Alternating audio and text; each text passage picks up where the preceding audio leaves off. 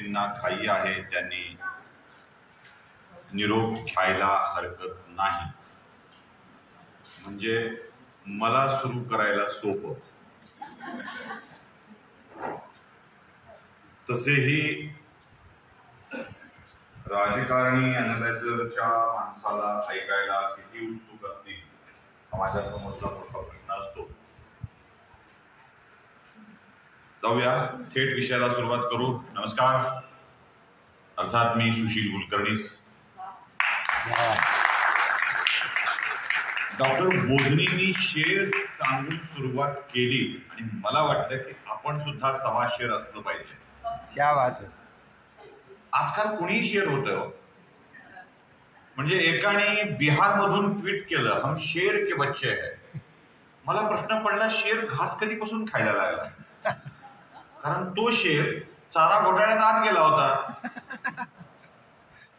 मी तसला शेरचा बच्चा वगैरे काही नाहीये. मी आपला माझ्याच बापाचा माणूस नावाच्या एका प्राण्याचा बच्चा आहे. त्यामुळे शेर का बच्चा असं काही नाही, पण सव्वा शेर मात्र व्हायला हरकत नाही. डॉक्टर बोधनींना त्यांचं वातावरण तयार करायचं म्हणून त्यांनी तो बहिणा न होती तो राखी कौन बांधता असले सगळे शेर ऐकवले. आणि हे ऐकल्यावर, टाळ्या वाजवल्यावर मला जो शेर आठवला तो मी तुम्हाला सांगतोय आणि तिथूनच आपल्या विषयाची सुरुवात होते. जिंदगी भर गालिब वही भूल करता रहा, जिंदगी भर गालिब वही भूल करता रहा, धूल चेहरे पर थी आईना साफ करता रहा. क्या बात है. आमच्या सगळ्यांची अवस्था अशी आहे. आमचं झालंय काय माहित आहे, आम्ही सगळे आरसा साफ करून प्रतिमा स्वच्छ का दिसत नाही हे बघायचा प्रयत्न करतो. पण एकदा चेहरा साफ करून जर आरशात बघितलं तर जास्त बरं होईल असं मला वाटतं. मला बरं वाटलं ब्राह्मण संघटनेच्या व्यासपीठावर येऊन, एका ब्राह्मण सभेच्या व्यासपीठावर येऊन आम्ही कोणकोणत्या राजकीय पक्षाला पाठिंबा दिला याची यादी वाचण्यापेक्षा आम्ही काय काय काम केलं याची यादी वाचली. मला पुण्यातल्या संघटनांकडे बोलायचं म्हटलं की भीतीच वाटते आजकाल.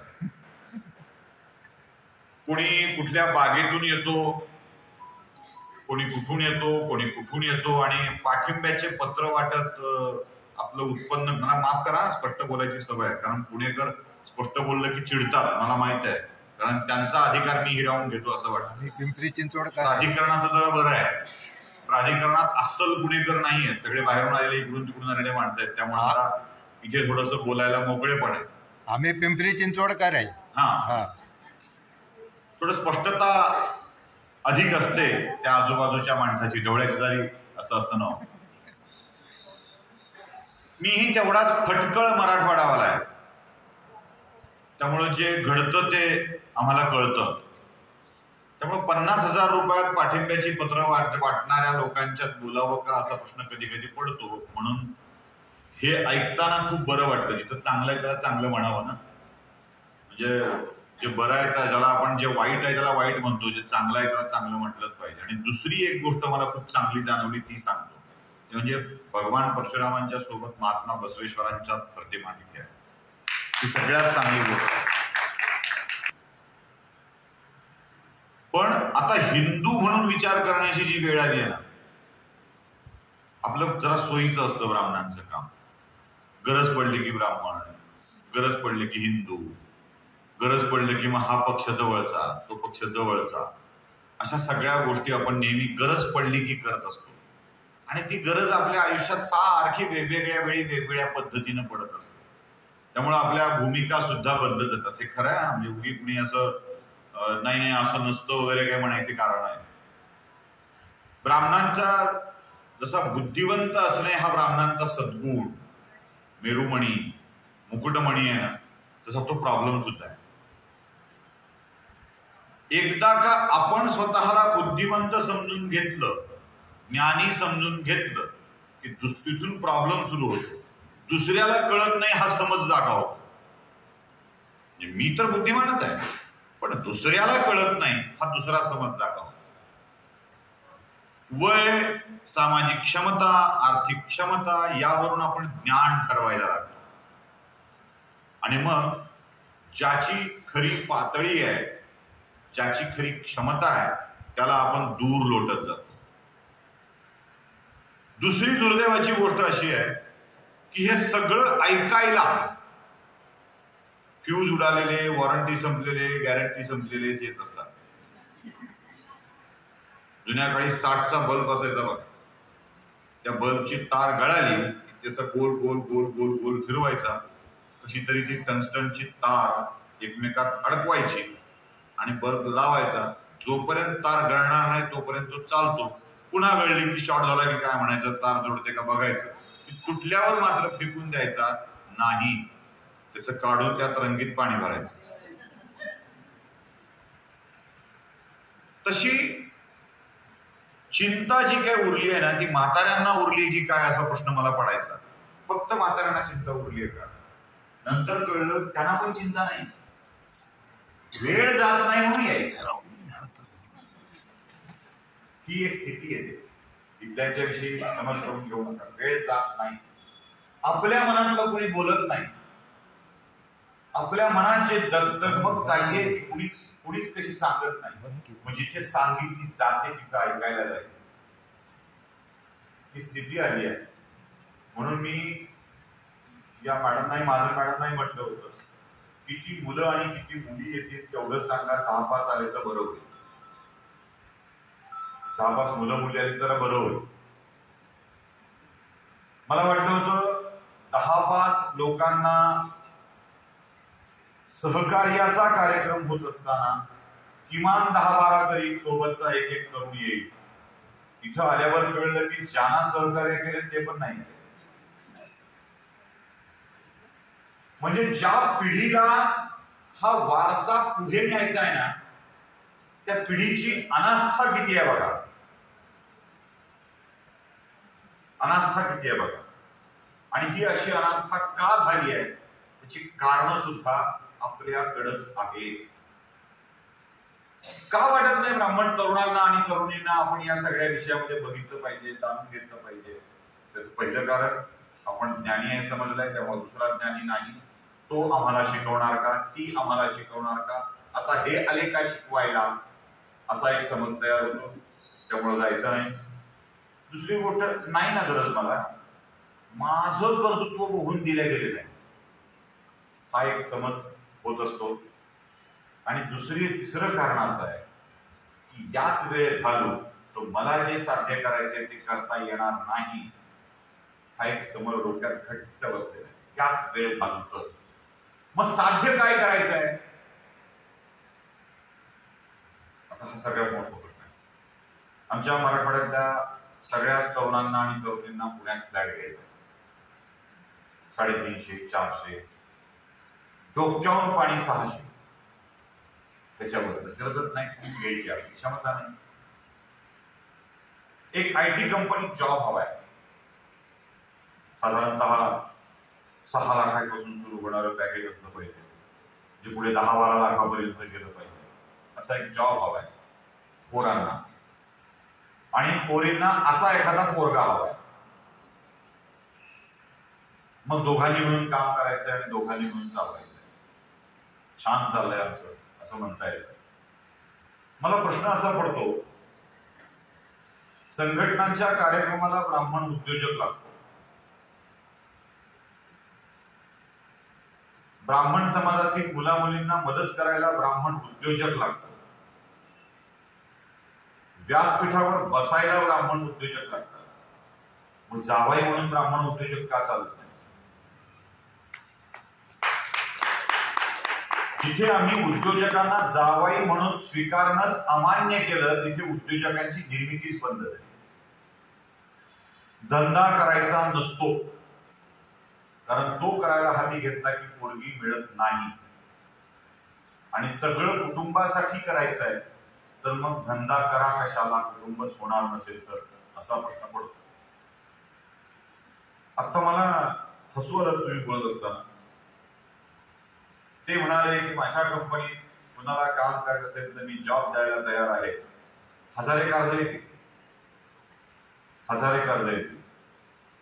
पण हीच घोषणा ते म्हणाले की धंदा सुरू करणार असेल तर मी त्यांना मार्गदर्शन, मदत आणि सहकार्य करायला तयार आहे. तर किती येतील? कोणीही येणार नाही, कोणीही येणार नाही. कारण हा प्रांत आमचा नाही असा आम्हाला समज झालेला आहे. आम्ही विसरतो किर्लोस्कर नावाच्या मोठ्या माणसाने आपलं विश्व उभारलं. आम्ही विसरतो पुन्हा गाडगिरी नावाच्या माणसाने आपलं मोठं विश्व धंद्यातून उभारलं. आम्ही विसरतो वामन हरी पेठे नावाच्या माणसानं धंद्यातून आपलं मोठं विश्व उभारलं. आम्ही विसरतो ती सगळीच माणसं इन्फोसिसचे नारायण त्यांच्या कुलकर्णी नावाच्या बायको यांनी आपलं धंद्यातून खूप मोठं विश्व उभारलं. आम्ही विसरतो देसाई बंधू आंबेवाले कोकड्या कोकड्यात आंबे विकून गर्भश्रीमंत झाले. आम्ही सगळ्या ब्राह्मणांना, व्यवसाय करणाऱ्या ब्राह्मणांना विसरून जातो आणि धंदा आमचं काम नाही असं आम्ही ठाम समजूत करून देतो आणि मग जगतो ते 10 ते 6 या वेळेत काम करण्यासाठी, 6 ते 10 ऑफिसला पोहोचण्यासाठी, पुन्हा 6 ते 10 परत येण्यासाठी, सकाळी 6 ते रात्री 10 आमचं आयुष्य प्रवासात काम करण्यात चाललंय. जगात काय चाललंय हे बघून घेण्याची काय चिंता सुद्धा आम्हाला वाटत नाही. जग गेलं खड्ड्यात, आमच्या सोबत काय चाललंय हे सुद्धा आम्हाला बघून घेण्याची गरज आम्हाला वाटत नाही. माझ्या घरात काय चाललंय, माझ्या लेकरांच्या सोबत काय चाललंय, माझ्या कुटुंबाच्या सोबत काय चाललंय हे सुद्धा आम्हाला बघावं वाटत नाही. शेतीशी तर आम्ही अशी दुश्मनी करून ठेवली आहे, अशी दुश्मनी करून ठेवली आहे की तो आमचा प्रांत नाही असं आम्हाला वाटायला लागलं. हे जे तुमचे टिनपाट पेपरवाले इकडे बातम्या छापतात ना, शेतीचं अवघड झालंय, शेतीचं अवघड झालंय, काही अवघड झाले ना. मी माझ्या कुटुंबाची व्याप्ती सांगू. मला 4 काका आहेत, म्हणजे 5 पहिले वडील आणि त्यानंतर 4 काका. मला 8 आत्या आहेत, 5 मामा आहेत. प्रत्येकाला 2-2 लेकरं, घाला हिशोब. आम्ही सगळे आलो तर IPLच्या सगळ्या टीम आमच्या घरात असतात, म्हणजे करता याव्यात एवढी माणसं आमच्या घरात असतात. मी संख्या यासाठी सांगितली की या सगळ्यांचा लग्न, मुंजी, बारशे सगळे जे काही सोपस्काराचे कार्यक्रम असतात ते थाटामाटात पार पडतात आणि माझ्या कुटुंबाचं मी वगळता उत्पन्नाचं साधन शेती. मी वगळता उत्पन्नाचं साधन शेती. म्हणजे माझ्या घरात दुसऱ्या कामाला पहिला बाहेर पडलेला नाही. शेतीवर एवढं करता येतं त्याला मातीत गाडून घ्यावं लागतं, बांधावरून जमत नाही. शेती म्हणजे देशाच्या अर्थव्यवस्थेची बायकोजवळ केलेली चिंता नाही. बघ फारच अवघड झालंय, पेपर वाचता वाचता चहाचा घोट घेत घेत ती चहाचा घोट संपेपर्यंत हो खरंच अवघड झालंय म्हणते. पेपर मिटतो, चहाचा कप सिंक मध्ये जातो आणि देशाची चिंता संपते, सगळी चिंता संपते. ज्याच्याकडे शेती आहे त्या लोकांनी शेती आणि वाडे विकले आणि पुण्यात फ्लॅट घेतले. असं म्हणतात पुण्यात, पण घेतलेले असतात पिंपरी चिंचवड, वाघोली, तिकडे खडकवासल्याच्या पलीकडे लांब कुठतरी. पुण्यात राहतो आम्ही असं म्हणण्यासाठी पुण्यात फ्लॅट घेतले. मला सांगा, मायबापाचा आशीर्वाद, आज्याची स्वप्न कवडीमोल भावानं विकायची आणि सुखी होण्याचा प्रयत्न करायचा शक्य आहे? ज्यांनी ज्यांनी गावाकडची प्रॉपर्टी विकून शहरात घर घेतलीत ना, त्यांना सुख नाही मिळणार, दळदळाट लागेल. अक्षय तृतीयेच्या दिवशी सांगतो, तळतळाट लागेल, तळतळाट. कारण त्यांची स्वप्न माझ्या लेकरासाठी, माझ्या लेकरासाठी, माझ्या लेकरासाठी म्हणून त्यांनी जे उभं केलं ते तुम्ही त्याची लेकरं कवडीमोल भावानं विकून टाकतात आणि जाऊन दुसऱ्या गावात दुसऱ्याची हमाली चाकरी करत जगतात. काय वाटत असेल त्यांच्या मनात? अशी वंश परंपरागत प्रॉपर्टी विकून मोठं होता येत नसतं. आणि हे पुन्हा कोणीतरी शहाणपणानं मला सांगणार आहे, गावाकडे शेती करणं सोपं आहे का? काय ठेवलंय तिथे, काय कमवता येतं, तिथं कमवलेल्या पैशात तिथं जगता येतं, एवढं तरी गाव नक्की देतं, एवढं तरी गाव नक्की देतं. आपण हे सगळं हरवत हरवत हरवत हरवत हरवत चाललो आणि छोटे छोटे छोटे छोटे होत. आजही मला भीती वाटते. माझे काका, माझे मामा रस्त्यावरून जाताना काहीतरी आगाऊपणा आपण करत नाहीत ना याची काळजी मी आजही घेत असतो. वयाच्या 45व्या वर्षी सुद्धा ही काळजी घेतो. जग ओळखत असताना ही काळजी घेत असतो की मी काहीतरी चुकीचं करू नये आणि त्यांना दिसू नये. मी पानपट्टीवर दिसू नये गावातल्या, मी चहाच्या टपरीवरती दिसू नये याची काळजी मी आजही घेत असतो. माझ्या काकांना बघितल्यानंतर काकांचा हा दरारा, मामांचा हा दरारा, आपल्या माणसांचा हा दरारा आता शिल्लक उरलाय का? मला संस्कार शिकवायचे नाहीये. काकांचा दरारा ठेवावा, मामा काकीला चांगलं बोलावं, मामाला चांगलं बोलावं, हे मला तुम्हाला शिकवायचं नाहीये. आपण आपल्या हाताने आपल्या माणसांना आपल्यापासून दूर केलंय आणि प्रश्न विचारतोय, माझं घर सुरक्षित आहे का? जे सुरक्षा करत होते त्यांची गरज नाही असं आपण सांगितलं आणि मग प्रश्न पडतोय, फारच अवघड झालाय जगात. पोरींना सांभाळणं म्हणजे पोरांना कसं सांभाळायचं हा मोठा प्रश्न पडलाय. 75 इंची टीव्ही घरात ठेवायला जागा आहे, त्याच्यासाठी 10 बाय 12चं शोकेस तुम्हाला करता येतं, पण 3 बाय 3च्या जागेत मांडी घालून बसणारं घरातलं संस्कार आजी मात्र तुम्हाला घरात नको असतं. कशी लेकरं सुरक्षित राहतील? कशी लेकरं सुरक्षित राहतील? और ज्या लेकरांना नजर समजावी, स्पर्श समजावा, हेतू समजावे, याचं ज्ञान हे पिकलं पान देत असतं. हे पिकलं पानच तुम्ही काढून टाकलं आणि तुमच्या कुटुंबाचा वृक्ष वठलेला वृक्ष करून टाकला. एकही पान नसेल तर त्या झाडाखाली सावली मिळणार आहे का? आम्ही आमच्या झाडाची पानं खुडून टाकायला लागलो, गाळून टाकायला लागलो आणि अपेक्षा व्यक्त करायला लागलो की या झाडाखाली आम्हाला सावली मिळाली. कुठून मिळणार आहे सावली? पोटाची आग विझवायला शहरात जावं लागतं कुलकर्णी. शहाणपणा सांगण्याची गरज नाही. शहरामध्ये एवढ्या माणसांना घेऊन जगणं किती अवघड असतं माहित आहे का तुम्हाला? ही असली वाक्य मला ऐकवली जातील, ऐकवली गेली. पोटाची आग विझवायला शहरात यावं लागतं आणि शहरात आल्यावर एकट्यानेच जगावं लागतं. हा आपण करून घेतलेला समज थोड्या वेळासाठी खरा मानला तरीही गावाकडचे संबंध आपण कायम ठेवले आहेत का? त्यांना गावाकडे ठेवून आपल्या लेकरांना गावाची गोड लावली आहे का? आपण जाऊन तिथे माझं काहीतरी आहे, तिथे माझी प्रॉपर्टी आहे, तिथे माझं घर आहे, तिथे माझी आई आहे, तिथे माझे आजोबा आहे, तिथे माझी आजी आहे, हे डोक्यात ठेवलंय. हे आमच्या डोक्यातच येत नाही. गावाकडे जाणं म्हणजे त्रास वाटायला लागतो. अहो इतकंच काय, प्रत्येक ब्राह्मण परिवाराची ही शोकांतिक आहे. प्रत्येक ब्राह्मण परिवाराची 4-2 एकर जमीन गावाकडे असेल आणि त्यांचा तिथं राहणारा भाऊ ती सांभाळत असेल, कसं असेल, तर इथं असलेल्या माणसाच्या मागे त्याची बायको, त्याचे लेकरं ते विकून टाका विकून टाका विकून टाकाचा दोषा लावतात. असते 5 एकर, भाव असतो 10-12 लाख रुपये. आडबाजूला असेल तर रस्त्यावर तर केव्हाच विकून टाकलं, त्याच्या शिल्लकीत राहिलं नाही.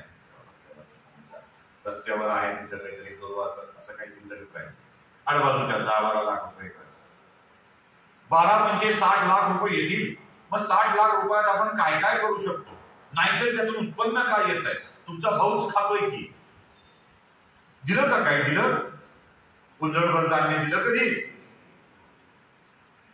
कधी 1000 रुपये आणून ठेवले हातावरती की तुझी जमीन दादा, मी तुझी जमीन खातोय, हे घे म्हणून दिले कधी? नाही दिले ना. मग नुसतंच काय करायचं ठेवून टाकावे कोण? चोराने खाल्लं हरकत नाही, पण माझ्या भावाने खाल्लं नाही पाहिजे. ही जी नियत आपल्या मनामध्ये आली ना, ती कुटुंबाला सुरक्षित कशी करेल? नाही मिळाले हरकत नाही, द्यावे लागले हरकत नाही, पण माझ्या बापाचा, माझ्या आजाचा, माझ्या पंजाचा आशीर्वाद तिथे कायम आहे आणि त्याचा रखवालदार म्हणून माझा भाऊ काम करतो आहे. हे जोपर्यंत आपण आपल्या मनात ठसवून घेणार नाही तोपर्यंत परिवार असा बांधलेला राहणार नाही. आणि बंद मुठ्ठी असेल तर त्या मुठ्ठीत ताकद असते आणि ती अशी सैल झाली की मग मात्र कुणीही कोणतीही बोट कडाकडा मोडू शकतं. तुमच्या गावातल्या वाड्याला मिळणारा सन्मान गमावलाच तर तुम्ही वेगवेगळं झाले. हिंमत नसायची लोकांची तुमच्या घराकडे डोळे भर करून बघायची, तुमच्या पोरांकडे बघण्याची, पोरींकडे बघण्याची. ती हिंमत का झाली? कायदे वाढले म्हणून नाही झाली, अजिबात नाही. कायदे वाढले म्हणून हिंमत नाही झाली, फायदे वाढले म्हणून हिंमत झाली. माझा फायदा काय हा विचार मनात येऊ लागला. कायदा तुमचं काहीच वाकडं करू शकत नाही. आपल्या आजच्या व्याख्यानाचा विषय काय होता? विषय होता बुरख्यात हरवली, सुटकेस मध्ये सापडली. या शब्दाला पोलिसांनी आक्षेप घेतला, तांत्रिक अडचण त्याची. नका उगीच गोंधळ होईल, कशाला काय करता असं म्हणतात. मग लवजीवादावर बोललेत का? हो, हरकत नाही, बोला. कायदा तुम्हाला अडचण करत नाही, कायदा कधीच तुमची अडचण करत नाही. तुमच्या विचारांचा फायदा तुमची अडचण, कारण मनात तो फायदा ठासून बसलेला आहे, असा खट्ट बसलेला आहे, तो निघायला तयार नाही. आणि फायदा फक्त माझा किती हा एकमेव विषय आहे, म्हणून सगळी गडबड होते. ब्राह्मण ब्राह्मण ब्राह्मण आम्ही काय काय आमच्याविषयी समज करून घेतलेत ना. जरी झाला व्रत तरी ब्राह्मण तिन्ही लोकी श्रेष्ठ. ब्राह्मण म्हणजे पाय पवित्र, डोकं विचित्र. आम्ही किती ग्रेट आहोत, आम्ही किती, आमची संस्कृती किती ग्रेट आहे, हे आम्ही आपलं उगाच सांगत असतो, उगाच सांगत असतो. किची किची तार ताण आहे तशी आम्ही ते वाक्य पुन्हा पुन्हा पुन्हा पुन्हा बोलत बसायचं की किती आम्ही ग्रेट होतो. मग एक नावं सांगायची, बघा आमच्यात कोण कोण जन्माला आला. पुन्हा झाशी राणी जन्माला आली नाही, त्यांना काठ्या लाठ्या शिकवाव्या लागतात. शिकायला आलेल्या पोरी मस्तपैकी फोटो काढून आम्ही लाठी प्रशिक्षण घेत आहोत असं एक स्टेटस अपडेट करतात. किती लाठी चालवतात आणि किती वापरतात हा माझा सगळ्यात मोठा प्रश्न आहे. स्टेटस अपडेट करणे एवढ्या पुरतं हे सगळं होणार असेल ना, तर ते करण्यात अर्थ नाही असं माझं मत आहे. आम्ही ही सगळी चिठ्ठी टाळणं बंद करायला पाहिजे, बंद करायला पाहिजे. कारण आम्ही श्रेष्ठ आहोत का, उरलो आहोत का, आणि श्रेष्ठ म्हणून घेण्यासारखे झालेलो आहोत का, हा माझ्या समोरचा मोठा प्रश्न. तुमच्या समोरचा आहे की नाही माहित नाही, म्हणून मी माझ्या समोरचा हा शब्द वापरतो. बरं असतं, सगळे प्रश्न आपल्या समोरच ठेवले की आपणच उत्तर शोधायची वेळ येते, दुसऱ्याला विचारायचं कारण येत. आपल्याला एक सवय आहे माहिती का, मी कोण आहे माहितीये का, मी कोण आहे असं विचारलं. मी कोण आहे विचारणं, मी कोण आहे सांगणं नसतं बरं का. यालाच कळलेलं नसतं मी कोण आहे. मी कोण आहे, मी कोण आहे ते कोहम सारखं नाही आहे. हा मी कोणचा शोधच लागत नाही. आणि स्मशान वैराग्यासारखं सगळं चाललंय. स्मशान वैराग्यासारखं म्हणजे एक घटना घडते, अरे वाईट झालं, जागा व्हायला पाहिजे, जागा व्हायलाच पाहिजे, आपण सगळे मिळून जागा होऊया. मग तिकडचे कुलकर्णी तिकडच्या देशपांडेंना सांगतील आपण जागा व्हायला पाहिजे. मग देशपांडे पाठकांना सांगतील आपण जागा व्हायला पाहिजे. मग पाठकांची जबाबदारी जोशींना सांगण्याची येते. सगळे पाठक जोशी वगैरे मिळून संध्याकाळपर्यंत जागा व्हायला पाहिजे ठरवतात. मग बायकोलाही सांगतात आता आम्ही जागा व्हायचं ठरवलंय बरं का. बायको म्हणजे वा वा छान छान, आता घ्या खाऊन जा झोपी. मस्तपैकी खाऊन घ्यायचं झोपी. सगळ्या झोपलेल्यांनी आता जागं झालं पाहिजे हा ठराव संमत करायचा आणि गाढ झोपी जायचं, असा सगळा प्रकार चाललेला. कविता आहे, सूर्याला नाना मागे उजेडाचे काजवांना, कापसाच्या गावामध्ये जागा आणि नागव्यांना. हे सगळे काजवे ना, काजव्यांच्या समोर सूर्य चाललाय ना, आम्हाला उजेड दे म्हणतोय असं वाटायला लागलं. प्रॉब्लेम सूर्याचा आहे. त्यानं स्वतःला झाकाळून टाकलं. सूर्याला झाकाळून टाकण्याची हिंमत कोणावर. असंख्य काजवे एकत्र आले तरी सूर्याच्या समोर उभे राहिले तर फार तर पृथ्वीवरच्या एखाद्या छोट्याशा टोकावर सावली पडली असं. सूर्य झाकाळून टाकतायत, पण सूर्याने ठरवलं आपण मावळून जायचंय तर काय करतायत. तसं आपल्या सगळ्यांचं झालंय. आपण आपल्याच प्रतिभेला, आपल्याच विश्वाला इतकं झाकाळून टाकलंय, इतकं झाकाळून टाकलंय की आम्हालाच कळत नाहीये आम्हाला नेमकं करायचंय काय. आम्ही आमची कुटुंब व्यवस्था उद्ध्वस्त केली, आम्ही आमच्या लेकरांवरचा विश्वास उद्ध्वस्त केलाय. आता म्हणाल पापा की परी हे काय असतं, आम्ही आमच्या पोरीवर प्रेम करतो, आम्ही आमच्या पोरावर प्रेम करतो. की त्याला प्रेम म्हणत नाही, त्याला आंधळेपणा म्हणत. तुम्ही जे करताय ते प्रेम नाही, तो आंधळेपणा. तो धृतराष्ट्रासारखं प्रेम आहे. हे प्रेम काही चांगलं प्रेम या कॅटेगरीतलं नाहीये. काय आहे मुळात आमची कुटुंब व्यवस्था काय हे समजून घ्या. कुटुंब व्यवस्था काय हे समजून.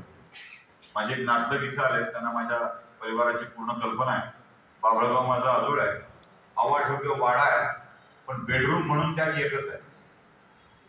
बरं, बेडरूम म्हणून त्यात एकच आहे, एकच बेडरूम. नवीन लग्न झालं की त्या जोडप्याला पुढच्या जोडप्याचं लग्न होईपर्यंत बेडरूम मिळते. या वर्षी लग्न झालंय, पुढच्या वर्षाचं लग्न व्हायच्या वेळेपर्यंत त्याला बेडरूम मिळते.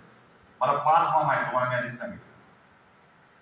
एकालाही सेपरेट बेडरूम नव्हती. आता ते वयाच्या, एक मामा वारले माझे, सगळे 75च्या पुढे आहेत, सगळे वयाने. घरात एकही बेडरूम नसताना प्रत्येकाला 5-5 लेकरं झाले.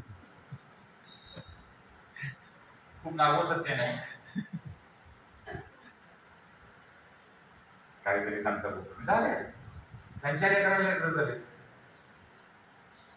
एकही बेडरूम नसता, जे प्रत्येकाला सेपरेट. प्रेम, प्रजनन, संबंध, नाती, जिव्हाळा, आपुलकी यासाठी प्रायव्हसी लागत नाही आणि सतत लागत नाही. जेवढा वेळ मिळाला तेवढा पुरेसा असतो. आम्ही प्रायव्हसीच्या नावाखाली असला काही सावळा गोंधळ घातलाय. रात्रीपुरती बेडरूम करता करता अख्ख्या आयुष्याची रात्र करून टाकली. आपल्या माणसांच्या पासून आपणच दूर गेलो, इतके दूर गेलो की पुन्हा जवळ यायची शक्यताच उरली नाही. मग माझ्या कुटुंबाला, घराला सुरक्षित करू शकेल असं वातावरण मी देऊ शकेल का? नोकरी बायाने करू नये या मताचा मी अजिबात नाही. माझा धर्मही ते सांगत नव्हता. अनादि अनंत काळाच्या पासून स्त्रियांनी पुरुषांच्या बरोबरीनं काम केलेलं आहे. सगळे लक्ष्मीबाईचं उदाहरण देतात, ते तर आहेच आहे, पण सगळ्या धर्ममार्तंडांनाही उत्तम पद्धतीने ठाऊक आहे की अनेक विदुषी होऊन गेल्या, ज्यांनी धर्म, वेद, सगळ्या संस्कृतीचं पालन केलंय. आम्ही मैत्री विसरू शकत नाही, आम्ही गार्गी विसरू शकत नाही, आम्ही भारती मंडन मिश्र महर्षींची पत्नी भारती विसरू शकत नाही, आम्ही कृष्णाची पत्नी सत्यभामा विसरू शकत नाही, जी नरकासुराच्या वधाच्या वेळेला त्याच्यासोबत गेली होती आणि ज्या कारणामुळे दशरथाला 3 वर द्यावे लागले आणि रामाला वनवासाला पाठवावं लागलं. ते कारण म्हणजे कैकेयी दशरथासोबत युद्धावर गेलेली होती. ऋषी मुनींच्या आश्रमात ऋषी पत्नी सुद्धा शिकवायला हजर असत, त्याही त्यांच्या शिष्यांना शिकवत होत्या.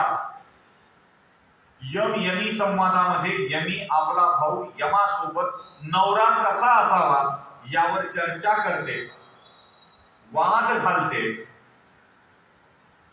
आमच्या सगळ्या धर्मग्रंथात स्त्रियांना वर निवडण्याचं स्वातंत्र्य आहे. स्वातंत्र्य नसतं तर स्वयंवर घडवले नसते.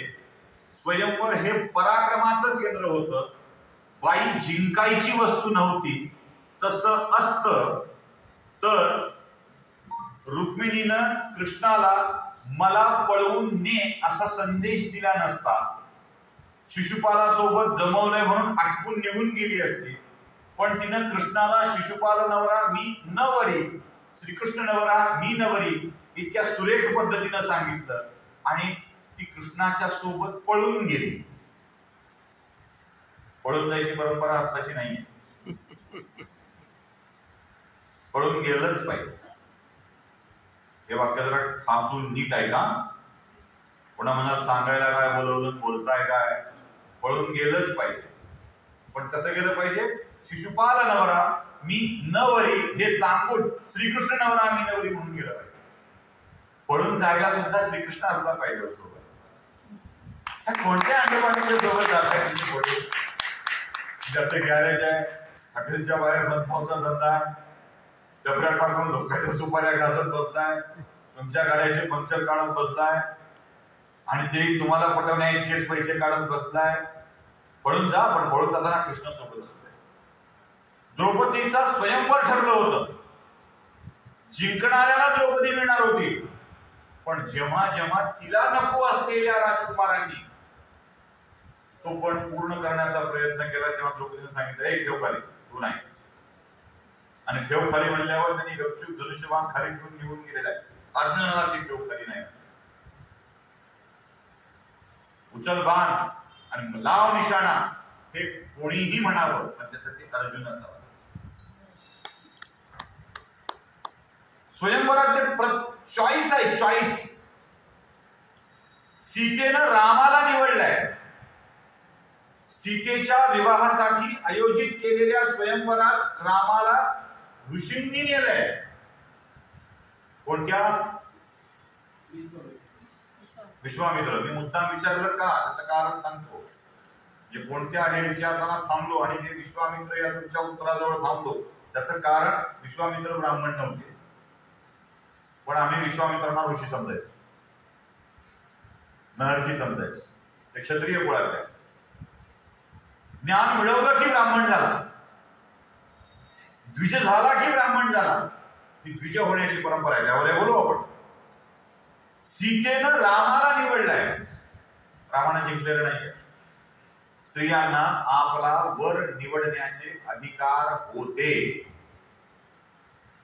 राजकुळात होते, सामान्य कुळात होते, सगळ्याच ठिकाणी होते. त्यांना वेदाध्ययन करण्याचे अधिकार होते, राज्यकारभार चालविण्याचे अधिकार होते. त्या पिक्चरवाल्यांची मला कमाल वाटते. मेरा वचन ही मेरा शासन है नावाचा बाहुबली नावाचा चित्रपट काढतात आणि आधीच्या काळात महिलांवर कसा अन्याय होत होता हे पण सांगतात. दोन काल्पनिक गोष्टी कॉन्ट्रास्ट नाही सांगायचे, दोन्ही काल्पनिकच. सगळा अधिकार आमच्याकडे स्त्रियांना होता. कधीच ती नाडलेली, पिळलेली, छळलेली नव्हती. ज्या मनुस्मृतीचा दाखला देऊन मनुवादी म्हणून छळलं जातं, त्या मनुस्मृतीतला यत्र नार्यस्तु पूजन्ते रमन्ते तत्र देवता, जिथे नारीची पूजा होते तिथे देव वास करतात, हे मनुस्मृती सांगत असेल तर मनुस्मृती स्त्रियांना वाईट म्हणेल कशी? उगाच एक अर्धवट श्लोक काढायचा, कुठला तरी असा उचलायचा आणि दाखवायचा, अर्धवट सांगायचं. मुळात अशी श्लोक त्याची अर्थ लावण्याची प्रक्रिया शहाणी लोक संपली तेव्हा संपली होती. आता खूप अतिशहाणी लोक आले, त्यामुळं आपापली माणसं अर्थ लावतात. लोक मला विचारतात, तुम्ही अंधभक्त आहात का? मी म्हणलं हो. कोणाचा हे मी तुम्हाला सांगण्याची गरज नाही. का बरं? भक्ती अंधपणे करायची असते, डोळसपणे भक्ती होत नाही. देवावरती विश्वासच ठेवायचा असतो, विश्वासच ठेवायचा असतो. त्यामुळं भक्ती ही अंधपणे करण्याचा प्रकार आहे. भक्त म्हटलं की अंध आलंच, त्याला वेगळं लाल भडक जसं म्हणतो ना आपण, तसं आहे ते, त्याला अधिक गडद करून सांगणार आहे. भक्त म्हटला की अंध आलाच. त्या मनुस्मृतीमध्ये काही लोकांनी असे बदल केले, अर्थ आपल्या मनाने लावला अतिशहाण्या लोकांनी. एक साधा श्लोक आहे त्याच्यावरती इतकं पिडलं जातं. ते म्हणाले, बाई कधीच न स्त्री स्वातंत्र्यम अर्हति, बाईला कधी स्वातंत्र्य मिळू शकत नाही. तो पूर्ण श्लोक असा आहे की पिता रक्षति कौमार्या, म्हणजे पित्यानं कौमार्यात रक्षण करावं, तारुण्यात भावानं आणि पतीनं रक्षण करावं, वृद्धापकाळी पुत्रानं रक्षण करावं, मग न स्त्री स्वातंत्र्यम अर्हति. शेवटची वेळ उचलायची, न स्त्री स्वातंत्र्यम अर्हति. स्त्रीला कधी स्वतंत्रता मिळू शकत नाही. अरे नालायकांनो, त्या एक ओळ सांगण्याच्या आधी बाकीच्या ओळी सांगा की. स्त्री ऑल टाइम प्रोटेक्टेड आहे, ऑल टाइम प्रोटेक्टेड. बरं, मग प्रोटेक्टेड करायला आम्ही काबला होतो का काय? त्या काळात आताच्या सारखं फेमिनिझम नव्हतं.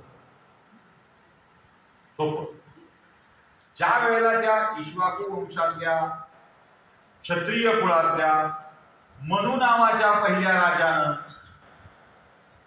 मनू नावाच्या पहिल्या राजानं, मी राजानं फोकस करतोय, मनू नावाच्या पहिल्या बातम्या लिहिलेले नाही ते. मनू नावाच्या पहिल्या राजानं जगण्याचे नियम तयार केले, त्यावेळेसचं संविधान तयार केलं, त्यावेळेसचं कायद्याचं पुस्तक तयार केलं, की त्याला त्यावेळेला बरे वाटले होते. आता आम्हाला हे बरे वाटतात, आम्हाला त्याची गरज नाही. ते कधीतरी लिहिलं होतं, त्याच्यावर कोणतं राज्य चाललं नाही, पण हे असं लिहिलं होतं आणि हे अन्याय करत होते. अशा हकाट्या किती दिवस. स्त्री ऑल टाइम प्रोटेक्टेड आहे हे सांगितलं. त्याच मनुस्मृतीत सांगितलंय, घरात गर्भवती स्त्री असेल तर घरातल्या कर्त्या पुरुषानं गर्भवती स्त्रीच्या आधी जेवण करू नये, तिला पूर्ण द्यावं, तिला पोषण आहार द्यावा. और नोकरांना पगार कशी द्यावी? आजारी पडला तर कापू नये, आजारपणाची पगार कापू नये, ही त्यात दिले. एखाद दुसरा श्लोक उचलायचा आणि द्यायचं ठोकून. मग आम्ही आपलं नाही मनोवादी म्हणणं शिवीच असते असं समजायचं. मी टाळ ठोके सांगतो, आमच्या राजांनी केलेल्या नियमांच्या ग्रंथाचा वादी मी आहे. मी मनोवादी आहे. का करणार? मारणार, हाणणार, शिव्या देणार, त्या तो रोजच देत आहे. तुमच्या शिव्या आमच्या गोव्या देत राहा, तोंड तुमचं मिटाळेल. आम्ही इतके कोशात जायला लागलो ना, इतके कोशात जायला लागलो. नाही हे टाळलं पाहिजे, यावर बोललं नाही पाहिजे. मग जाऊ दे ना, काय करायचंय आपल्याला असं म्हणून आपण आपल्या ब्राह्मणांकडं इतके असे तुम्हाला करून घ्यायला होते की पुढे आमच्या पुढच्या पिढीकडे काय वाढवून ठेवलं याची कल्पना आम्हाला. जाऊ दे, सहन करायचं, जाऊ दे, सहन करायचं. हो, तुमच्या पोराबाळांना पुढे जगणं अवघड होणार आहे. मी धमकी देत नाहीये, उगाच भीती घालत नाहीये. एक तर गळ्यातलं जानवं तोडावं लागेल, ते बहुसंख्याकांनी तोडलंय, आजकाल घालत नाही. मुंज करणे हा उपचार झालाय, ती का करायची असते हेच माहित नाही.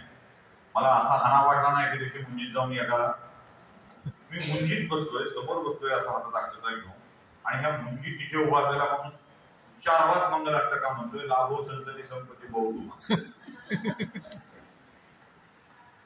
अरे नाला त्याला ब्रह्मचर्याची दीक्षा देतोय. लाभो संतती संपत्ती बहु काय? संपत्ती लाभायसाठी करायचं नसतं, हे ज्ञान लाभायसाठीच आहे. ब्रह्मचर्याची दीक्षा देतोय, संततीच्या कुठल्या भानगडी काढल्या आम्हालाच माहित नाही. आम्ही काय करतोय, काय सांगतोय, काय कुठल्या विषयावर जायचंय काही माहित नाही. बिनधास्त चाललंय आणि आम्ही शिव्या लोकांना देतोय. जग फार वाईट झालंय, जग फार वाईट झालंय. आमच्या धर्मात काय आहे आम्हालाच माहित नाही, कशासाठी करायचं ते माहित नाही, काय करतोय ते माहित नाही. आर्थिक फळीवर वंदना, फळीवर वंदना, काही कळत नाही. वंदना फळीवर बसते, कोणती वंदना असेल, काय वजनाची असेल, कोणती किती असेल, तुटेल का, अनेक प्रश्न तसे. एकाने तर वाट पाहे सजना म्हणून टाकलं. बर बिचारा रामदासांना दास रामाचा वाट पाहे सजना, किमान तेवढा तरी विचार करायचा. त्याचं नव्हतंच झालेलं, ते सजना होऊ शकत नाही कुणाचा. त्यानं तर आम्हाला आपला सजना समजलेलं होतं म्हणायचं. भवम भमामी शैतानमामी म्हणणारे ऐकले. सहितन्न मामी हा शब्द शैतानमामी म्हणणारे लोक मी ऐकले. मग या लोकांचं सामाजिक पद आणि सामाजिक प्रतिष्ठा काय राहील हे मला सांग. काय राहील? कोण विचारिले ना? ज्या उज्ज्वल परंपरांच्या आधारावर आम्ही संस्कारांच्या गोष्टी करतो आहोत, त्या संस्कार करायच्या गोष्टी आमच्या तोंडून नीट उच्चारल्या जात नसतील तर आम्ही त्याला पात्र आहोत का? उच्चारण गेलं खड्ड्यात. मी मराठवाडी माणूस आहे, नणचा घोळ करतोच. म्हणजे मी आता एखाद्या पुण्यातल्या माणसाला फोन केला होता, पुण्यातल्या त्याला म्हटलं की जर रस्ता मोकळा असेल तर मी मधून येईल. तो मला येईल नाही म्हणायचं, येईल म्हणायचं. बर, येईल म्हटलं काय, येईल म्हटलं काय? आता रस्ता चांगला असेल तरी येणार नाही म्हटलं.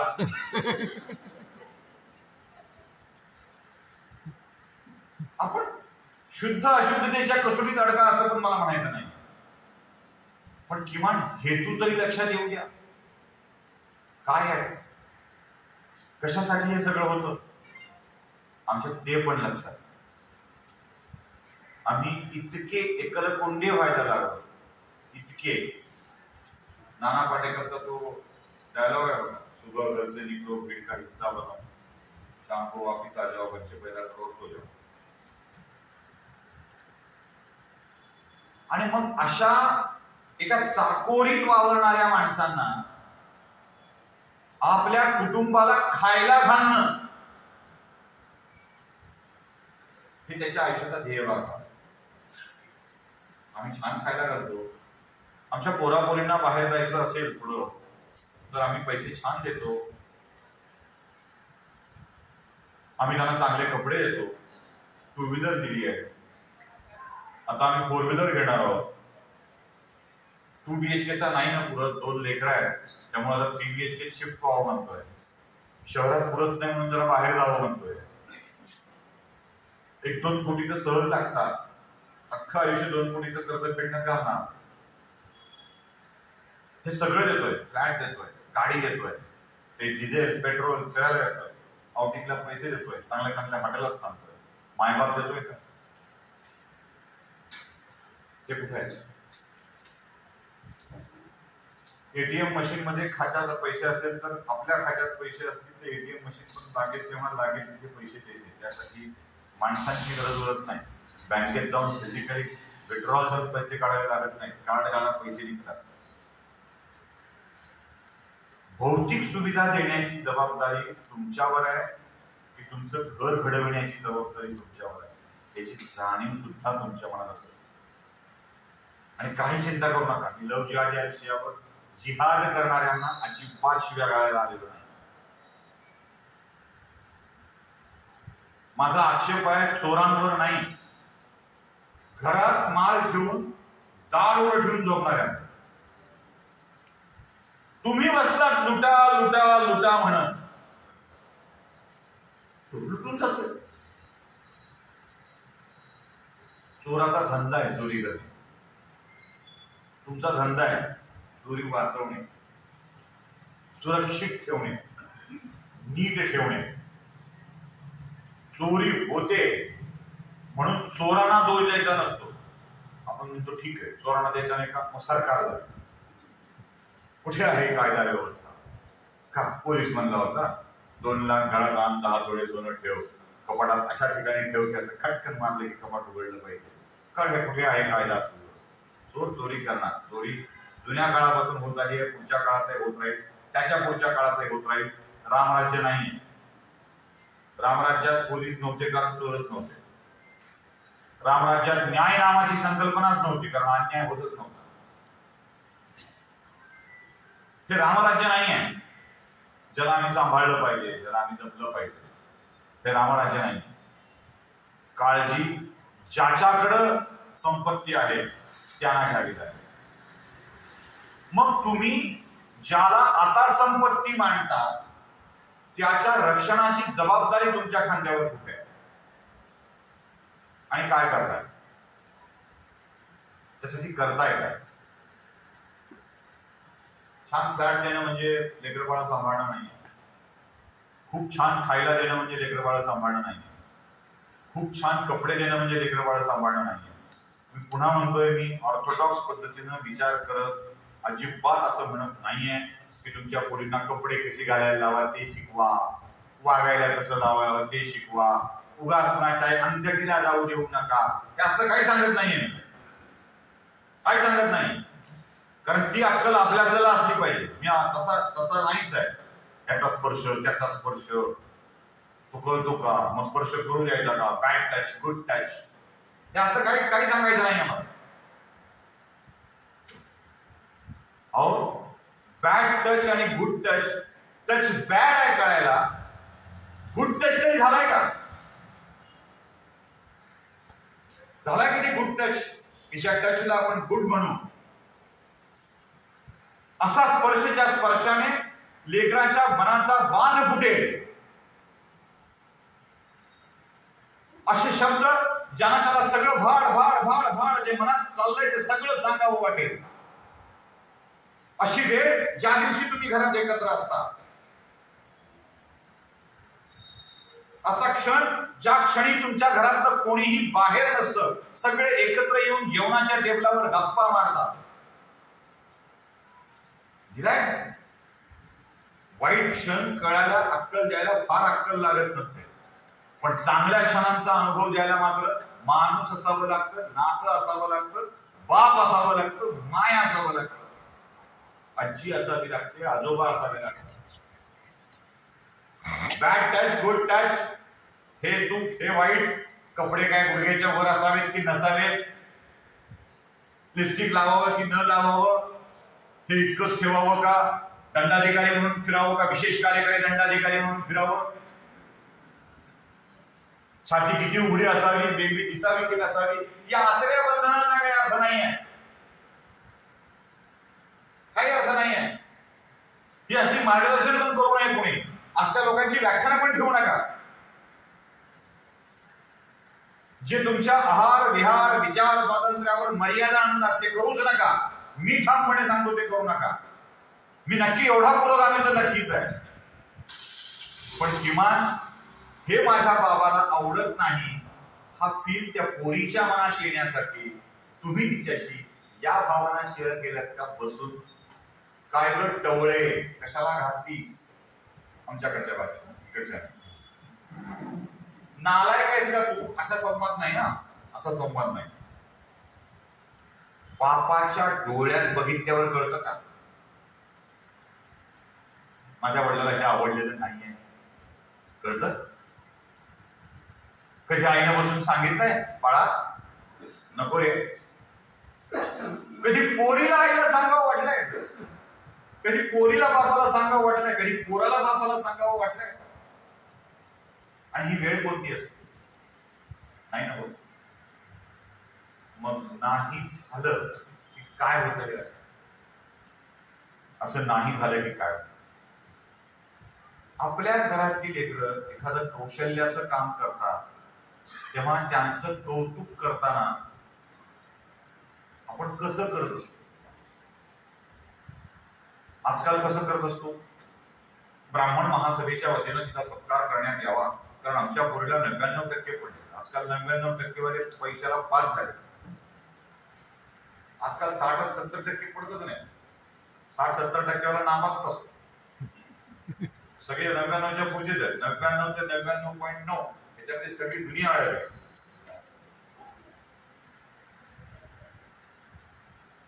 पण तो संवाद नाही होत. सन्मान, तिला आपलं वाटावं, तिचं आपलं कौतुक होतंय वाटावं. कौतुक गेलं खड्ड्यात. अजून पुढे जाऊया. म्हणजे आपण सगळंच खड्ड्यात घालत जाऊ. सगळं फक्त हवंय काय जरा बघूया. कौतुक गेलं खड्ड्यात. तुमच्या पोराला, तुमच्या पोरीला आपण आपल्या घरातले कोणीतरी विशेष आहोत याची जाणीव आपण देतो.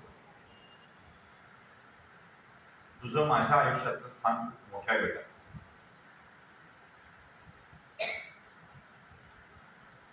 वाक्य कोणतं असतं आपलं? लक्षात ठेव, तुझ्या हातात आमची इज्जत आहे. लक्षात ठेव, नाक कापू नकोस. समाजात जायला तोंड ठेव. असं नको व्हायला की तोंड तोंडाला काळ लागलं. कौतुक सुद्धा आणि सांगणं सुद्धा, संवाद सुद्धा कसा तिला आरोपीच्या पिंजात उभा. हे करू नको, आमची इज्जत जाईल, आमची जाईल, आमची जाईल, आमची जाईल. तुझी ती घालतेच आणि मग सांगते गेली ना. एखादी गोष्ट वारंवार वारंवार चिंतली की खरं होतं. त्यामुळे ज्यांना आमची इज्जत जाईल ही भीती वाटते आणि लेकराला सांगतात त्यांनी ठामपणे समजून घ्यावं की आपली जाणार. अहो साई, तू नाक आहेस, तू नाक, आमचं नाक कापू नको असं नका म्हणून. आमचं नाक कापू नको, कारण तू आमचं नाक आहेस, तू तुलाच कापून घेशील बाळा. तिला जेव्हा कळतं की आपल्या मायबापाचं नाक आपण आहोत, आपल्यामुळे कापलं जाणार नाहीये, तेव्हा ती अधिक चांगलं वागायला. प्रॉब्लेम काय सांगतात, आम्ही आमच्याच लेकरांना समजून घेण्यात कमी करतोय, आरोपीच्या पिंजात होतो. आणि इथे फावतं त्या लोकांचं, कोणत्या, ज्यांना पोरीच्या मनात आपल्याच कुटुंबाविषयी मला कोणी चांगलंच म्हणत नाही. मला सकाळ दुपार संध्याकाळ एकदा का व्हॉट्सअप नंबर मिळाला, आप बहुत खास हो, आप इतनी खास हो, बस आपको देखकर मैं बस देखकर ही खुश हो जाता हूं. आपका सुबह का गुड मॉर्निंग वाला मैसेज आए तो भी मेरे दिन बन जाता है. झालं सुरू. आणि तिला वाटतं की मी याला गुड मॉर्निंग म्हणले तर याचा दिवस किती छान जातो ना, मी आहे चांगलीच आहे. मग जे तुम्ही घालायला नको म्हणाला तर तो आणून देतो आणि सांगतो की यात तू इतकी सुंदर दिसतेस ना. परीच ती म्हणते हो, मी कसली आली परी, मला कोण चांगलं म्हणतं. काळी तर आहे, चष्मा तर आहे, मग कुठे आली चष्मेवाली परी. तो म्हणतो बाकी के लिए हो ना हो, आप मेरे लिए परी. बुळबुळ दे, कोणीतरी मला चांगलं म्हणताय, जे माझ्या बाबानं म्हटलेलं नाही, जे माझ्या आईनं म्हटलेलं नाही, जे माझ्या घरातल्या माणसाने म्हटलेलं नाही, जे माझ्या भावाने म्हटलेलं नाही, कोणीतरी म्हणताय.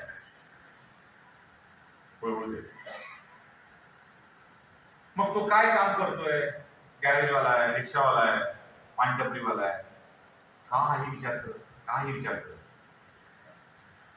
हळूहळू तिच्या मनात तो विचार यायला देखील लागतो. असं नसतं, कळत नसते, अक्कल नसते असं नसतं. अक्कल असते, विचार यायला सुद्धा लागतो.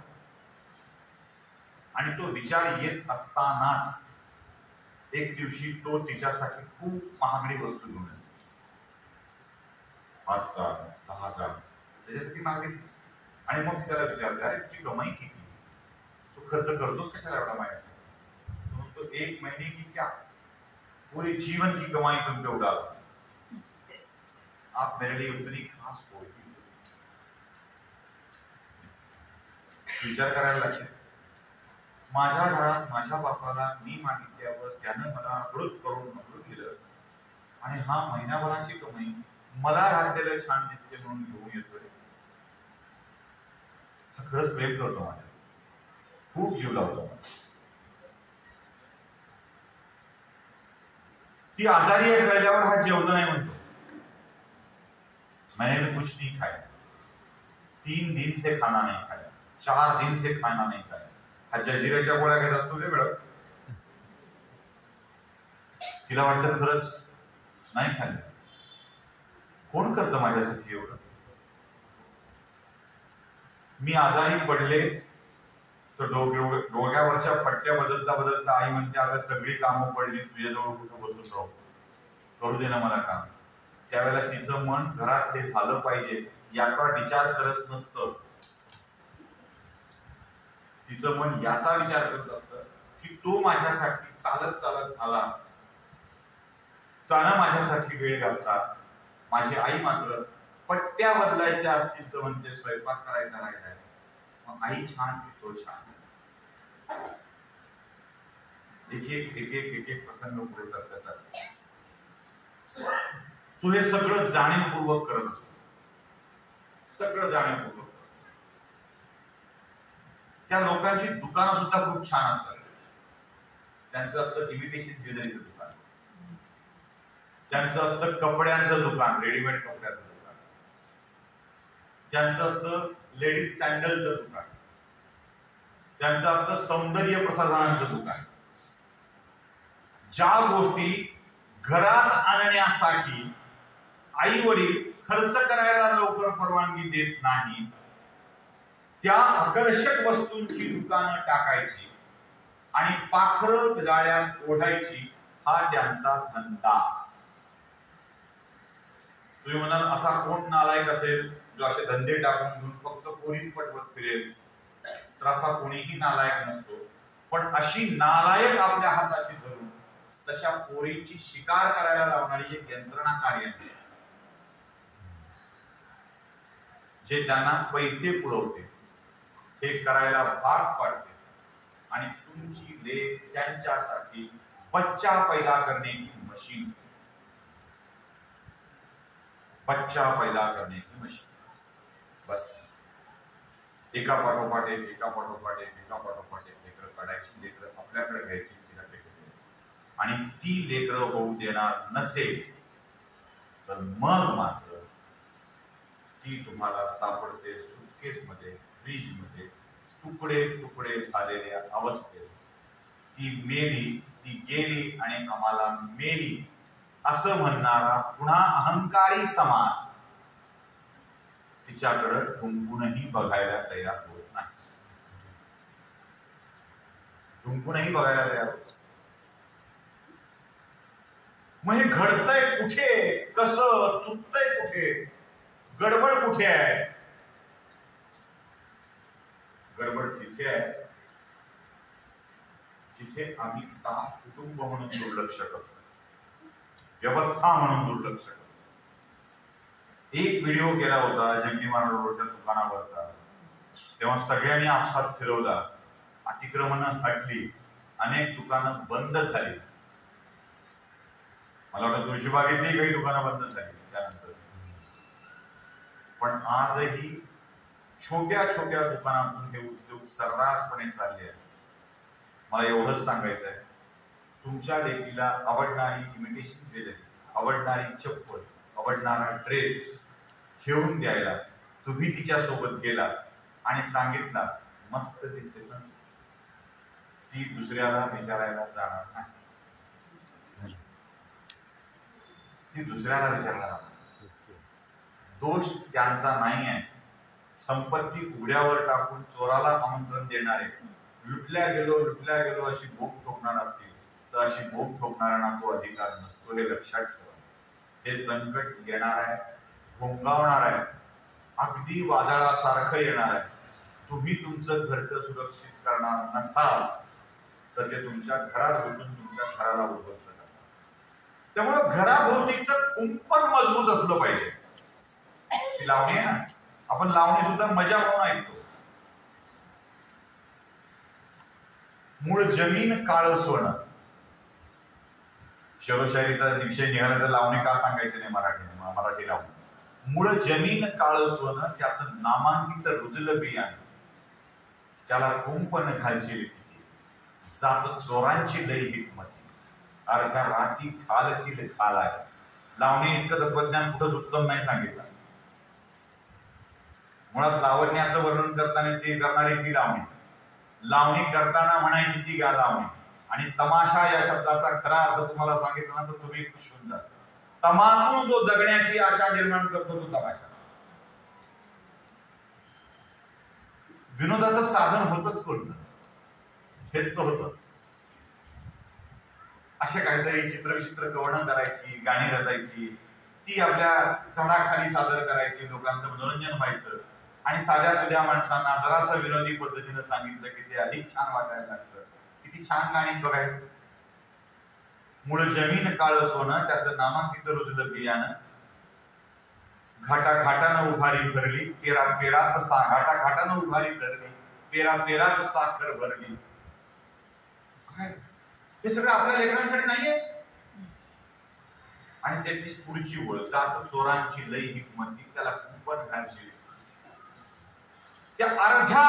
घालण्याच्या आधी तुम्हाला घराभोवतीचं कुंपण मजबूत करायला पाहिजे.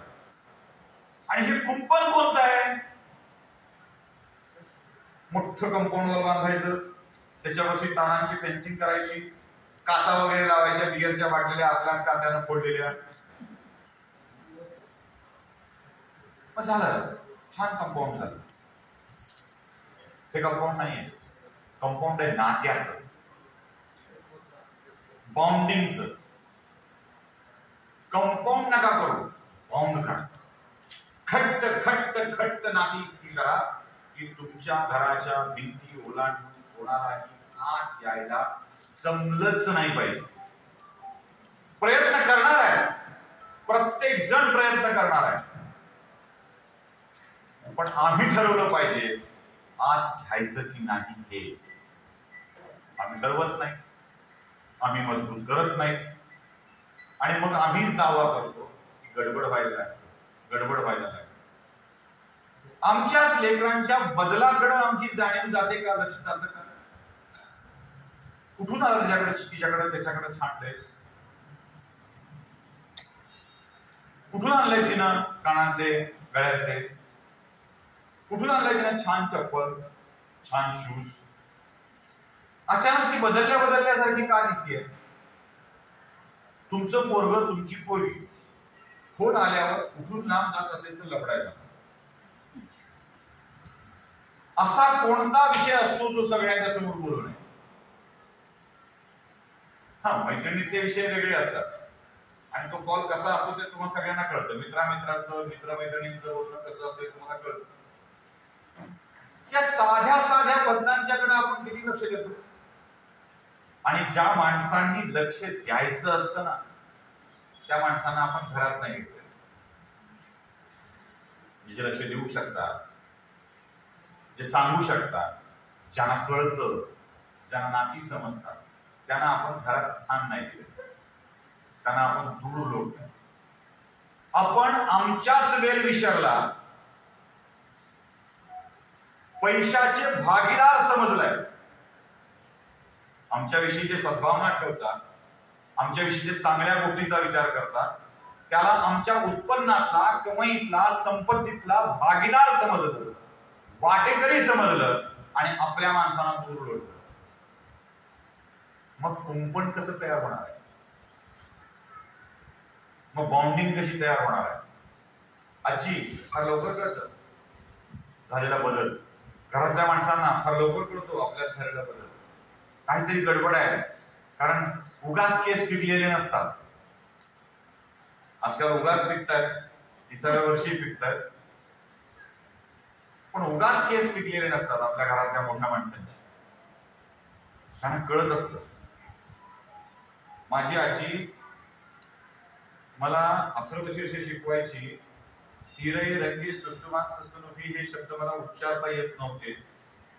दिवसभर जेवायला येत नव्हते. नीट म्हण मग, नीट म्हण मग. आणि एकदा का आलं की मग जे काही लाड केले होते, अथर्वशीर्ष म्हटल्याने आयुष्यात खूप चांगलं होतं असं अजिबात नाही, पण अथर्वशीर्ष म्हटल्याने वाईट करायचा विचार डोक्यात येत नाही एवढे नाही. म्हणून सुसंगती सदा घडो सुजन वाक्य आणि पुरवले म्हणून सतत सतत सतत चांगुलपणाचं स्मरण, चांगल्या विषयाचं स्मरण आम्हाला वाईटांच्या पासून दूर ठेवतं. आणि हे वाईटाच्या पासून दूर ठेवणं आम्हाला जमलं पाहिजे. जमतंय? नाही जमत आहे. न जमण्याचं कारण काय आहे? आमची मानसिक तयारीच नाही. आम्ही ठरवून टाकलंय आमच्या मनाशी की हे आमचं लाईफ आहे, हे आमचं आयुष्य आहे, यालाच आम्ही चांगलं आयुष्य म्हणतो.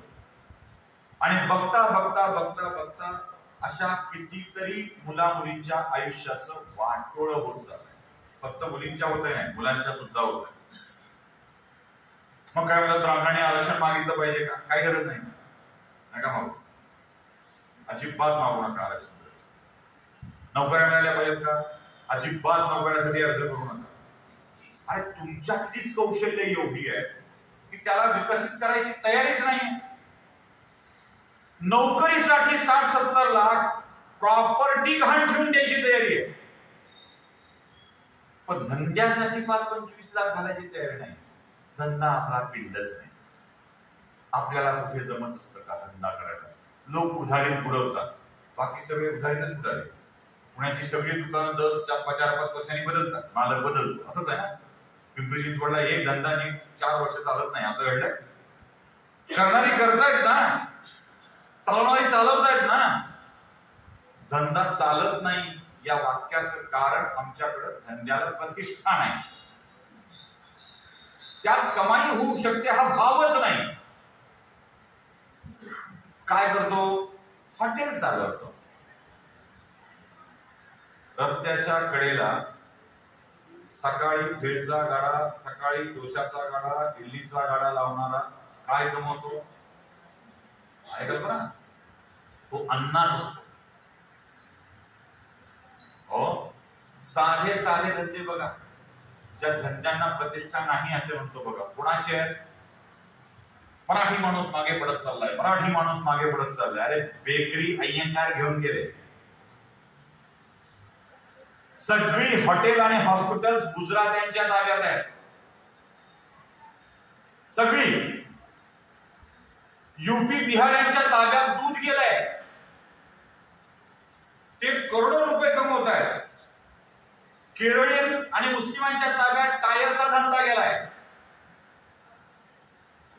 आता पिंपरी चिंचवड मध्ये फिराल तर नाव्याची दुकानं सुद्धा तुम्हाला हिंदू सापडणार नाही.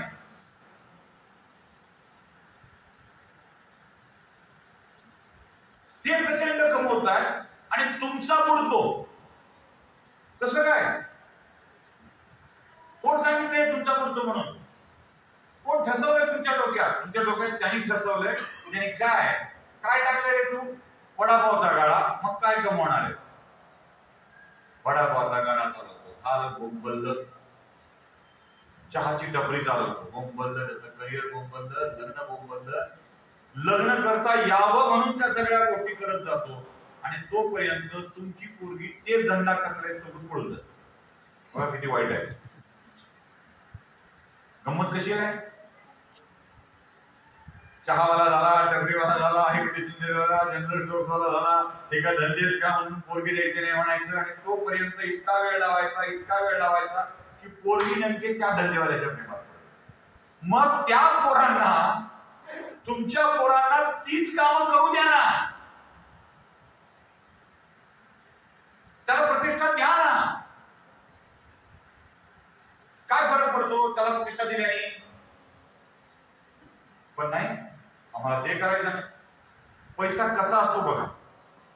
एक मुसलमान व्यक्ती, आपण उदाहरण सरळ मुसलमान व्यक्ती असं म्हणून घेऊ, हरकत नाही सांगायला काहीच. त्याला कमीत कमी 10 डझन पोरं असतात, कमीत कमी 10 डझन. मग कुणाला जास्त, कुणाला बायका, जितक्या बायका तितके लेकरं, हा सगळा तो प्रकार असतो. हे पोरं सकाळी उठतात, जे गावाकडे ग्रामीण भागात प्रत्येकाचे वेगवेगळे. उठल्याबरोबर पहिल्यांदा पाव ब्रेड विकायला जातात. छोटा स्टॉल, सायकल. आमच्याकडे पूर्वी हातात घेऊन विकायचे, आता सायकल, गाडी, एखादी M80 जुनी, भंगार, पेट्रोलचा गुटखा, रॉकेट टाकलेलं. सकाळी पाव, ब्रेड, खारी हे पदार्थ विकतात. हीच पोरं दुपारच्या वेळेला आईस कांडी, 1 रुपयावाली पेप्सी, जी आमच्या वेळेला चालण्याला मिळायची, कुल्फी, हे पदार्थ विकतात. तीच पोरं संध्याकाळी खारीमुळे, वटाणे, शेंगदाणे हे पदार्थ विकतात. एक पोरग सकाळच्या धंद्यात 100, दुपारच्या धंद्यात 100, संध्याकाळच्या धंद्यात 100, 300 रुपये रोज कमवतं. त्याची महिना कमाई होते 9,000 रुपये. या काळात 100 रुपये एका धंद्यातून किमान कमवून ते बाहेरच खाणं, बाहेरच पिणं, सगळं बाहेरच चालतं. कारण त्यांची विनिमयाची पद्धत सुद्धा खूप छान आहे. तुम्ही दुकानात गेलात तर तुम्ही रिन साबण दे, सिंथॉल सोप दे, अमुक साबण दे, अमुक शॅम्पू दे असं मागता. कधी मुसलमानाला किराणा दुकानात फिरलं बघा की असं 100ची नोट हातात बांधून आलेलं असतं. आम्ही ने कहा है ₹20 का मिलता तेल, ₹10 के फली के बीज, ₹5 वाला अन्न का साबुन, ₹10 वाला कपड़े का साबुन, ये लोग पैसे, बाकी के पैसे वापस. ते रुपयात वस्तू सांगतात, ते तुम्ही ब्रँड मध्ये नाही सांगत. एवढ्या वस्तू घेऊन जाऊन पैसे वापस घेऊन जातात. पैसे वापस घेऊन गेल्यावर घरी पोहोचलं की पुन्हा महागाईवर बोंब मारताय. पहले 100 की नोट में सब कुछ, 8 दिन का सामान आता था, अब 100 की नोट में 3 दिन का भी नहीं आ रहा है. हे कितीची पद्धत आहे. अशी ₹900 ₹300 कमवणारी 5 लेकरं त्याच्या घरात असतात. ₹1,500 महिना त्याची कमाई असते आणि बाकी पोरांची पोटं बाहेर पडलेली असते. या लोकांच्याकडं अशा स्वरूपाचं उत्पन्न सुद्धा नसतं की ते या मगा तुम्हाला सांगितलेल्या गोष्टी करून लोकांना खुश करते. मानतात कुठून? त्याचं कारण आहे, यांच्या मागे एक सशक्त शक्ती उभी आहे. जी शक्ती हे घडवून आणते, त्यांच्या पोरांना मोहरा करते, आपल्या पोरींना बळी ठरवते आणि हे सगळं ते घडवून आणतात. तुमची पोरं या धंद्यात उतरल्यावर ते सांगतात, आप जैसे बड़े लोग इतने छोटे छोटे धंधे करते हैं क्या साहब, क्या पटेल, क्या कभी चाय की टपरी चलाना पड़ता है क्या आपको? आने का, रुबाब से आने का, हमको देने का, 5-50 रुपये फेकने का, चल रहे चाय वाय बना बोलने का, म्हणजे आपण उगीच आपलं खाली लिनांचे कपडे घातले असं करत चल ठीक आहे असं म्हणतो. ही पद्धत आहे. जशी पद्धत तुम्हाला मगाशी मी सांगितलं ना, धर्माला बदनाम करण्याची पद्धत होती, तशी ही पद्धत आहे. आमच्या उत्पन्नाच्या मार्गाला थांबवून टाकायचं.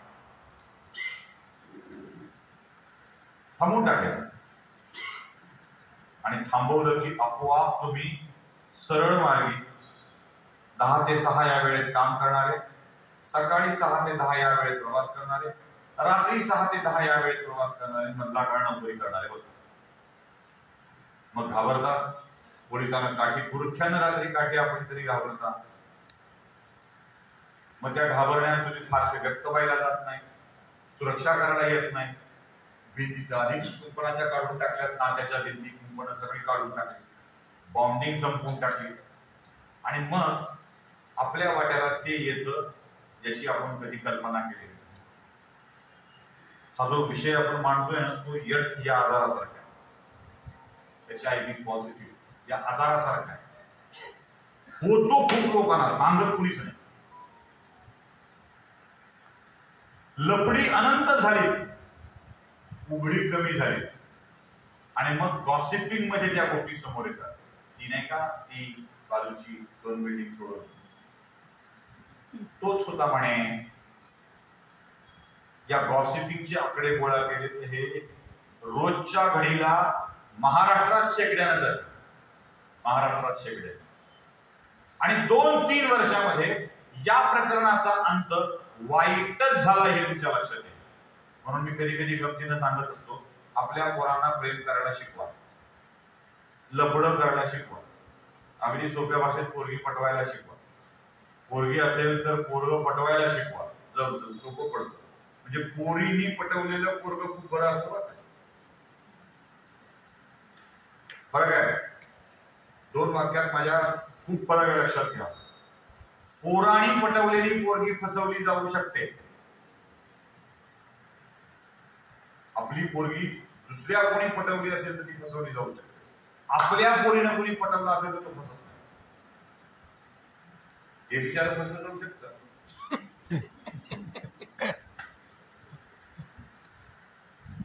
कारण ती प्रक्रिया समजून घेऊनची असते, समजून घेऊन केलेली असते. माझ्या अनुभव तरी असे वाईट नाहीये. म्हणून ते पण जरा शिकवायचा अर्थ असा आहे की जसं द्रौपदीला शिकवलं होतं अर्जुनच पटवला पाहिजे, जसं सुभद्रेला शिकवलं होतं अभिमन्यूच गाठला पाहिजे, तसा रुक्मिणीनं ठरवला होता कृष्णच गाठला पाहिजे.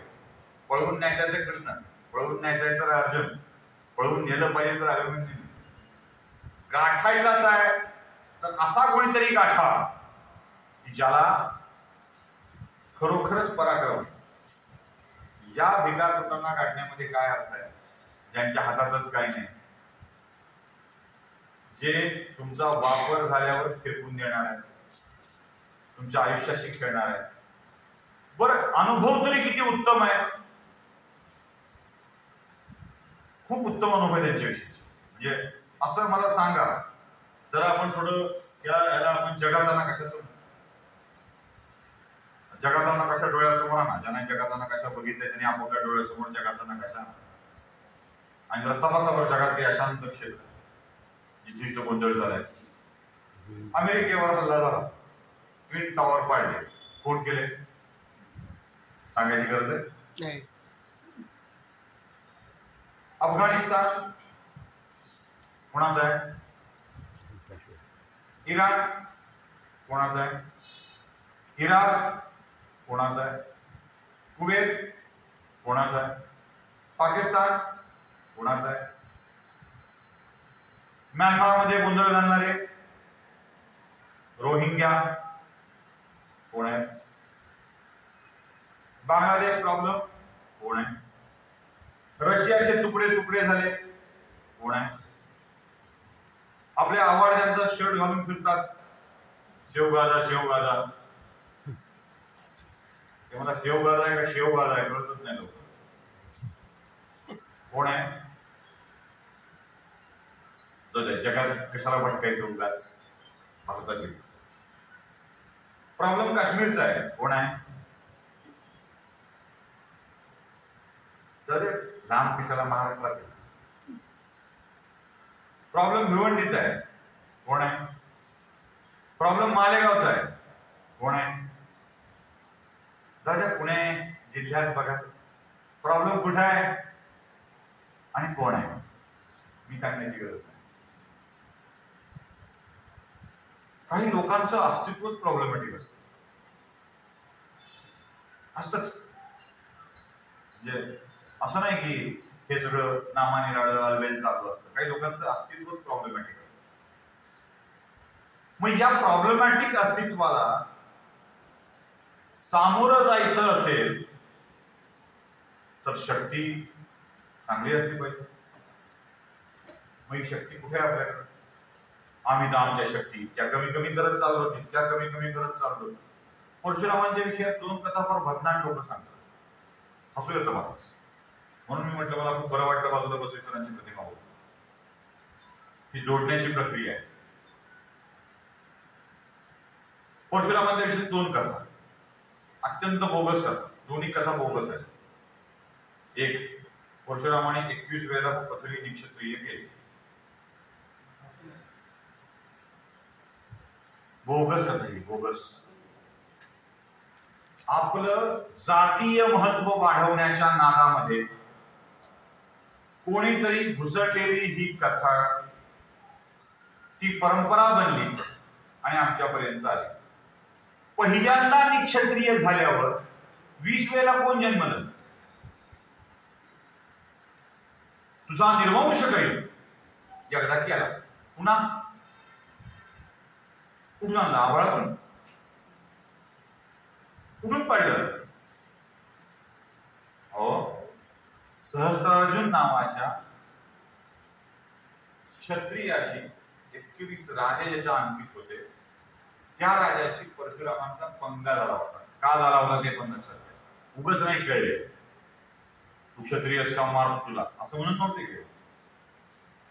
माता रेणुका आणि पिता जमदग्नी यांच्याकडची कामधेनू बळजबरीनं घेऊन गेला, आश्रम उद्ध्वस्त केला, यज्ञ उद्ध्वस्त केला, मारहाण केली. आपल्या बापाला आईला जो मारतोय त्याला ठेवत नाही म्हणून परशुराम गेला होता आणि त्याच्याशी युद्ध केलं. आम्ही काय सांगितलं? बघा ब्राह्मण किती पराक्रमी होते. हो, आमच्या शास्त्रात लिहून ठेवलंय, अग्रतः चतुरो वेदा प्रश्नतः सशरम धन इदम शास्त्रम इदम क्षात्रम शापादपि शराद. या जगातल्या प्रत्येक वर्णाला राष्ट्रावर संकट येईल तेव्हा शस्त्र हाती धारण करण्याचा अधिकार आहे, प्रत्येकाला अधिकार. मग ज्या दिवशी परशुरामाने हातात शस्त्र धारण केलं, परशु धारण केला, त्या दिवशी परशुराम क्षत्रिय. कशी करतील क्षत्रिय निक्षत्रिय प्रथमी? शस्त्र धारण करून लढणारा क्षत्रिय कशी करतील बरं? पण आम्ही ती कथा सांगतो आणि उगाच दुरावा निर्माण करतो जातींच्या मध्ये. नाही, असं नाही आहे, हे असं आहे, हे बघा.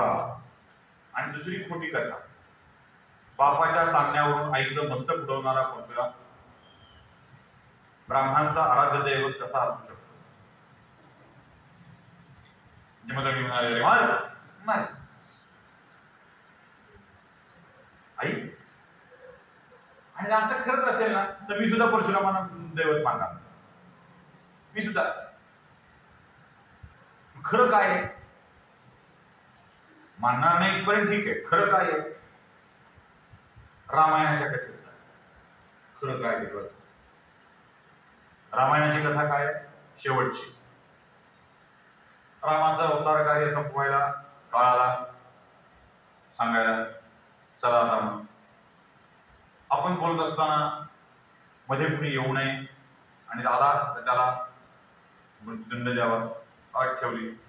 लक्ष्मणाचं काम चालू आहे, दुर्वास आले. दुर्वास म्हणले मला आज जाऊ दे. ते म्हणला नाही. त्यांनी नाही जाऊ दिलं तर अयोध्या जाऊन टाकीन. ठेकेदार ते म्हणला दुर्वास आले, काळ गेला निघून. राम म्हणलं ते बाकी दुर्वास सोड, त्यांना भेटतो पण तुला मरावं लागेल. म्हणलं ओके. का बरं? माझ्या पुढे अयोध्या खूप महत्वाची आहे आणि काहीच नाही. अयोध्या वाचवायसाठी मला करावंच लागेल. जेव्हा लक्ष्मणाला मारण्याचा प्रसंग आला तेव्हा दरबारातल्या ज्ञानी माणसांनी सांगितलं की लक्ष्मणा, मृत्यूदंडा इतकीच शिक्षा कोणती असेल तर ती असते त्याग करणे. त्याग. तू रामानं लक्ष्मणाचा त्याग करावा, लक्ष्मणाला मरणासारखी शिक्षा. खरं आहे, आपल्या प्रिय व्यक्तीचा त्याग करावा लागणे मृत्यूदंडच असतो. लाडक्या नवऱ्यापासून 2-2.5 वर्ष 3 वर्ष लांब राहणं हा अग्निदाहच असतो, अग्निपरीक्षाच असते. रावणासारख्या बलाढ्य दानवाच्या ताब्यात राहिलेली सीता अग्निप्रवेश करूनच आलेली असते, कारण त्याच्याजवळ राहणं हाच मुळात अग्निप्रवेश आहे. हा त्याग करायला लावतो. मृत्यूच्या बदल्यात त्याग, मृत्यूच्या ऐवजी त्याग, हाच निकष परशुरामाचा. मार नकोस. तू आजपासून तुझी आई माझं ऐकत नाही, तू पित्याचा सेवक आहेस, पित्याचा अनन्य भक्त आहेस. तू आता तुझ्या आईचा त्याग कर, कारण तुझ्या आईला तू प्रिय आहेस. सगळ्यात मोठी शिक्षा तिला ही असेल आणि तुलाही तीच असेल. त्याग केला. आईपासून दूर गेला खरा, पण आई आठवत राहते. मग आठवणारी आई तिचा चेहरा आठवत राहते. वेळ इतकं तू कुठेही चितारायचा, दगडावर चितारायचा. मग सगळ्या शिष्यांना आपल्या आईचं कौतुक पण सांगितलं आणि शिष्यांना परशुरामाची आई लक्षात राहिली ती दगडावर काढलेल्या चित्रात. आणि ती तशीच पुढे माता रेणुका म्हणून पुढे चालत. म्हणून तांदळा आम्ही आमच्या कथा वाट लावून टाकतो, आमच्या प्रतीकांना बदनाम करत जातो आणि स्वतःही बदनाम करतो. या अशा अनेक कथा आमच्या पुराणामध्ये घुसळल्या गेलेल्या आहेत आणि हे सगळं चाललं पाहिजे असं आपण म्हणत राहतो. आमच्या कोणत्याही पुराणात वाईट कधीच काही सांगितलेलं नाही. आणि ज्यांना कोणाला वाटतंय ते वाईट आहे त्याला उत्तर द्यायला अनेक पुराव्यासहितची आमच्याकडे आहे, ती द्यायला आम्ही तयार आहोत. फक्त आम्हाला ती समजली पाहिजे इतकंच. आम्ही या सगळ्या आक्रमणाने इतके गरितगात्र झालेलो की आम्ही धर्म वर्तन या सगळ्या गोष्टीकडे दुर्लक्ष करायला लागलेलो आहोत आणि त्यातूनच आम्ही स्वतःला असुरक्षित करतोय. आम्ही या सगळ्याला पुन्हा एकदा भक्कमपणे मजबूत केलं पाहिजे. आमची संपत्ती अशी स्वैर उधळून नाही दिली पाहिजे, चोरांच्या हवाली नाही केली पाहिजे. एवढीच काळजी आपण घ्यावी. आमचं कुटुंब असुरक्षित झालंय का? हो झालंय. तर जबाबदार कोण आहे? कोणीही यवन नाही, कोणी मुसलमान नाही, कोणी ख्रिश्चन नाही, कोणीही नाही. त्याला जबाबदार आपण आहोत. याला उपाय काय? तर आपणच आहोत. आपला आपण करावा विचार करावा या न्यायाने आपणच आपल्या सगळ्या गोष्टीला पुन्हा एकदा जुळवून आणू तर पुन्हा ते कधीच असुरक्षित होणार नाही. धन्यवाद.